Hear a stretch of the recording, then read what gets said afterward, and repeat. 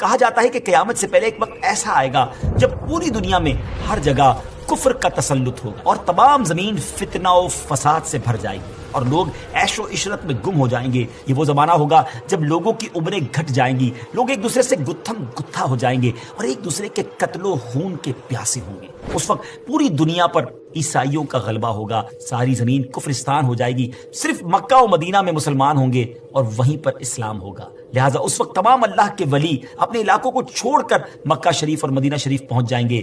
یاد رہے رمضان کا مہینہ ہوگا, ابدال طواف خانہ کعبہ میں مصروف ہوں گے, حضرت امام مہدی بھی وہاں ہوں گے اور اس وقت آپ کی عمر 40 ایئرز ہوگی, 40 سال آپ کی عمر ہو چکی ہوگی. اولیاء انہیں پہچانیں گے, پھر تمام لوگ ان کے ہاتھ پر بیعت کریں گے اور وہاں سے یہ سب کو اپنے ساتھ لے کر ملک شام کی طرف چلے جائیں گے. امام مہدی کے آنے کا ذکر ایک دو حدیثوں میں نہیں بلکہ 200 سے لے کر 250 احادیث اور اقوال تابعین میں ملتا ہے. ام المومنین حضرت ام سلمہ رضی اللہ تعالیٰ عنہ روایت کرتی ہیں کہ میں نے رسول اللہ صلی اللہ تعالیٰ علیہ وسلم کو یہ فرماتے ہوئے سنا کہ آپ علیہ الصلوۃ والسلام نے فرمایا مہدی حق ہے, اور مزید آپ علیہ الصلوۃ والسلام نے فرمایا امام مہدی سیدہ فاطمہ الزہرا رضی اللہ تعالیٰ عنہا کی اولاد سے ہوں گے. بہت ہی اہم بات یہ ہے کہ مہدی آپ کا نام نہیں ہے بلکہ آپ کا لقب ہے. ان کی کچھ اور صفتیں بیان کرتے ہوئے اللہ عز و جل کے آخری نبی صلی اللہ تعالیٰ علیہ وسلم نے ارشاد فرمایا مہدی میری نسل سے ہوں گے, ان کی ناک پتلی اور بلند ہوگی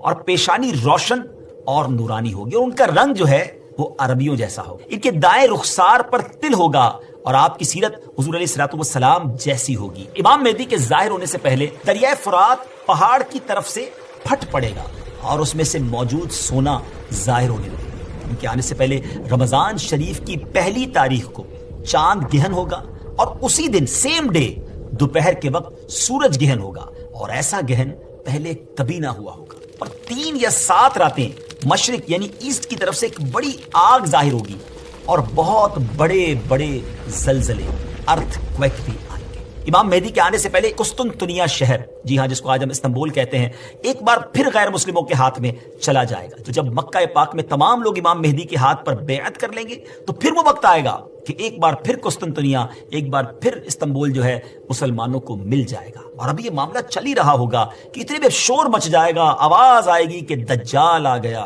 دجال آ گیا. اور پھر امام مہدی یہ سن کر سب لوگوں کو لے کر ملک کے شام چلے جائیں گے. لیکن جب وہ وہاں پہنچیں گے تو پتہ چلے گا کہ یہ آواز شیطان کی تھی اور اس نے جھوٹ بولا تھا. لیکن امام مہدی کے شام پہنچنے کے بعد واقعی پھر دجال نکل آئے گا اور پھر امام مہدی اپنے لشکر کو لے کر وہیں محصور ہو جائیں گے اور اتنے میں دجال پوری دنیا گھوم لے گا. رسول اللہ صلی اللہ علیہ وسلم نے فرمایا کہ دین کے کمزور ہو جانے کی حالت میں دجال نکلے گا. اور دجال سے متعلق تفصیلات بیان کرنے کے بعد آپ علیہ الصلوۃ والسلام نے فرمایا اس کے بعد عیسیٰ بن مریم علیہ الصلوۃ والسلام آسمان سے اتریں گے, پھر نماز فجر کے لیے اقامت ہوگی اور مسلمانوں کے امیر امام مہدی کہیں گے کہ اے روح اللہ امامت کے واسطے آگے تشریف لائیں. حضرت عیسیٰ علیہ الصلوۃ والسلام فرمائیں گے تمہارا امام ہی تمہیں نماز پڑھائے. تو اس وقت امام مہدی رضی اللہ تعالیٰ عنہ نماز کی امامت فرمائیں گے. جب لوگ نماز سے فارغ ہو جائیں گے تو مل کر حضرت عیسیٰ علیہ الصلوۃ والسلام کی قیادت میں دجال سے مقابلے کے لیے نکلیں گے. اب دجال کی حالت یہ ہوگی کہ وہ حضرت عیسیٰ علیہ الصلوۃ والسلام کی سانس کی خوشبو سے پگھلنا شروع ہو جائے گا. وہ بھاگے گا اور حضرت عیسیٰ علیہ الصلوۃ والسلام اس کا پیچھا فرمائیں گے اور باب لد کے پاس اس کی پیٹھ میں نیزہ ماریں گے اور اس سے وہ جہنم واصل ہوگا.